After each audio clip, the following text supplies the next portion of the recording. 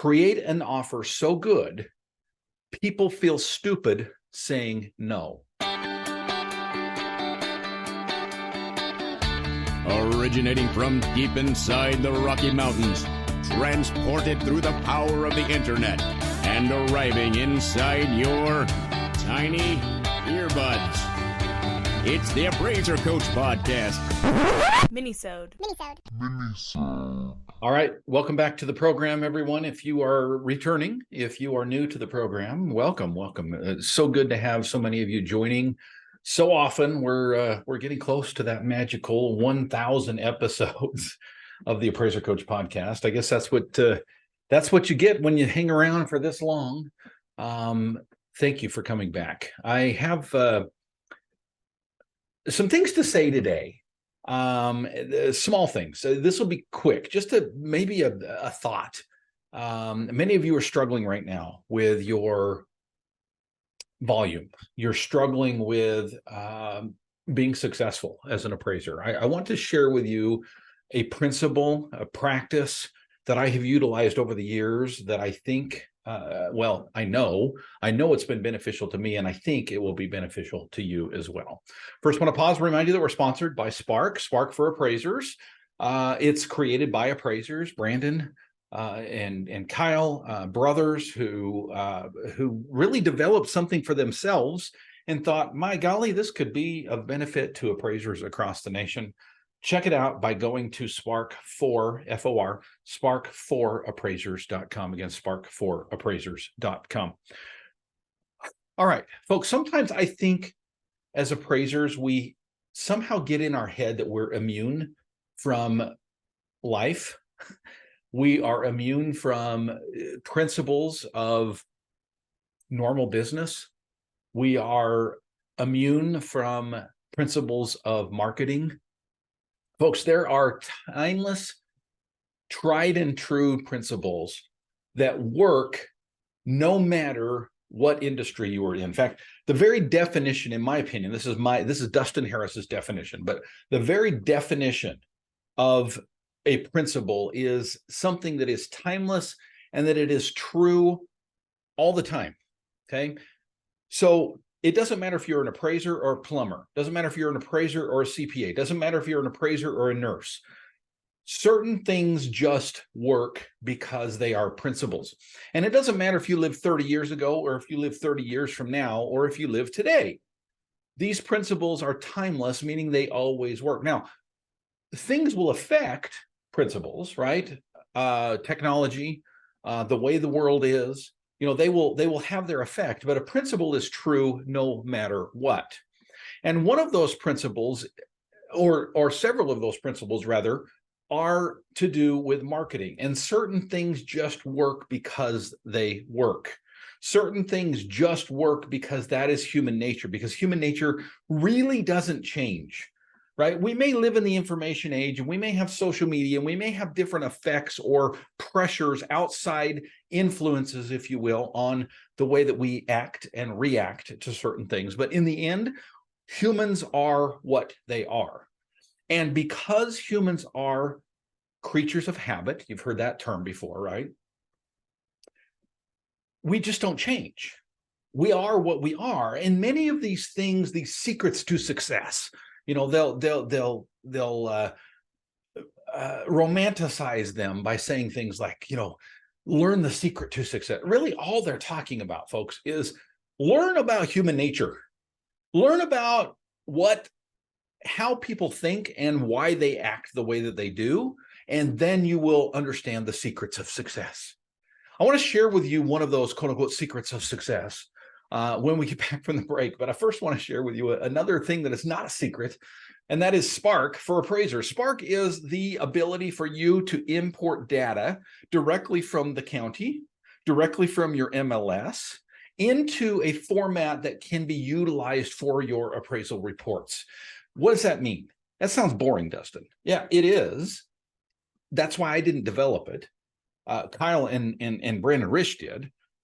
Because they're computer geeks, right? They're smart people that understand that. I don't need to understand. All I know is it works. And what I mean by that is not a black box. It's the ability to be able to transport data from one end to another without you having to do more than just touch a button, click a mouse. Super easy, folks, and it will save you time. And because it will save you time, it will save you money. Check it out by going to spark4appraisers.com. Again, spark4appraisers.com.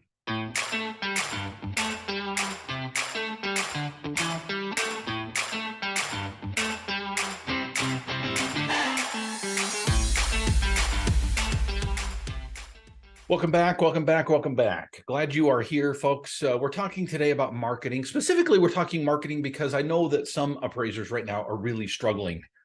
They're struggling with volume. They're struggling with private work. They're struggling with how do I increase what I do. I want to share with you a principle today that I learned years ago that when I remember to utilize it, it always pays off. The principle is this, very frankly stated, it's create an offer so good, people feel stupid saying no. Let me repeat that. Create an offer so good, people feel stupid saying no. Now, I know what you're doing right now. Because you're an appraiser, and because I understand appraiser's mindset, because I are one, you're automatically putting your guard up and saying, well, Dustin, I mean, create an offer? I don't have an offer. How do I create an offer? I'm an appraiser and I appraise for AMCs.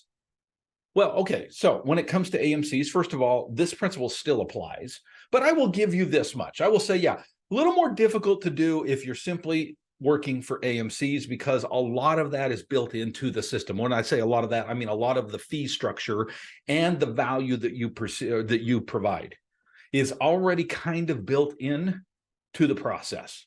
Okay, so let's set that aside. Again, I still think this principle applies, but that's not the purpose of today's episode.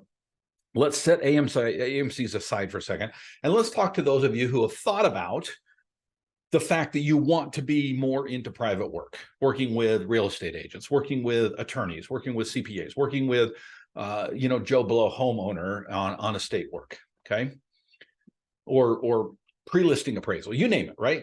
Let's get outside the lending world for just a second, and let's talk about those of you who either are or want to create value in that space. Now let's go back to the phrase. And what does this mean? Create an offer so good, people feel stupid saying no.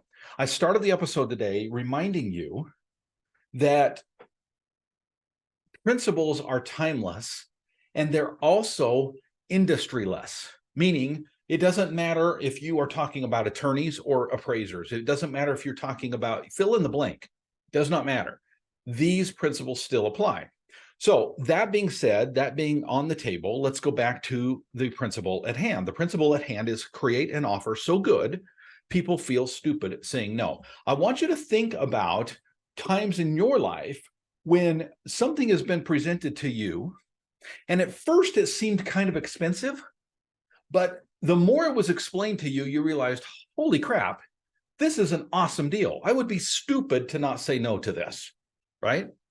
That is how deals get made. That is how value gets created on both sides.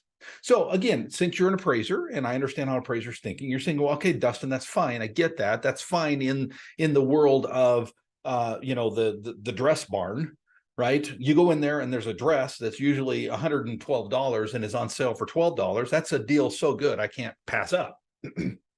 Not that Dustin Harris would personally buy the dress, but my wife might, right? That would be a deal so good that I would feel stupid saying no to that. But how does that work with appraisals? Because appraisals are what appraisals are. And this, my friends, is where I would ask you to question yourself and to step back for just a second and say, wait a minute, is there another way to think about this? Is there another way to look at this? I'm going to give you a real life example. And I want you to just take this example and then ask yourself, can you utilize this same principle in your life as well? I got a call a couple of weeks ago from an individual who their mother had passed away about a year ago.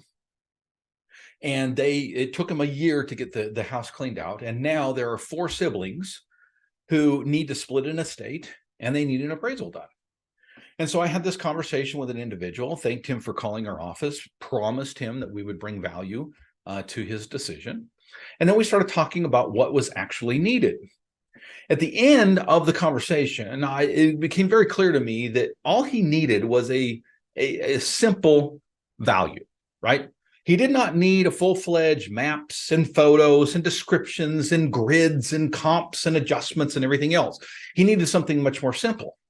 Now, my work file basically looks the same no matter what, but the report itself could be a little different scope of work. And so I presented him with this offer. I said to him, Paul, it sounds to me like we can go one of two ways here. I can charge you $650 to do a full-fledged, what's called a GPAR, General Purpose Appraisal Report, which has all the bells and whistles, has maps, and it has comps, and it has adjustments, and it has this, and it has that. Sounds to me, though, Paul, like all you need is a value from a respected professional like an appraiser on a piece of paper that has the correct certifications, right? But we're talking about a 3-page report versus a 30-page report. The value will still be the same, but I could charge you $650 for a full-fledged report, or I can charge you $350 for what's called a restricted report or letter report. At that point, he had an offer so good, he would feel stupid to say no to. And frankly, that's the direction I wanted him to go anyway. I didn't want to do maps and photos and this, that, and the other, right? This was a very simple thing. In other words, I'm not trying to get the most money, squeeze the most money out of my clients as possible. I'm trying to do what's best for them and for me, that it's a win-win, that it's a value proposition. Create an offer so good, people feel stupid saying no to it. In that case, it was a no-brainer. He ordered the $350 appraisal. I made it very clear that it would be very simple, because here's what happens. Sometimes you give them the restricted report and they come back and they say, well, where's the adjustments? Where's the comps? What comps did you use? Where did this come from? I made it very clear. This is going to be very stripped down. My work file will be my work file. The report will be the report. But for $350, I can provide to you a scope of work that's trimmed down from what might be included in a GPAR. Create an offer so good, people feel stupid saying no. Thank you for joining me. As always, my friends, it is a pleasure, and we will catch you next time. Go create some value, by the way. You've been listening to the Appraiser Coach podcast with Dustin Harris. If you like what you hear, please give us a 5-star rating and post a short review on iTunes. For more in-depth insider information on how you can make more money as a real estate appraiser, visit theappraisercoach.com and sign up for the All-Star team today. Thanks for joining us. And now, get out there and create some value.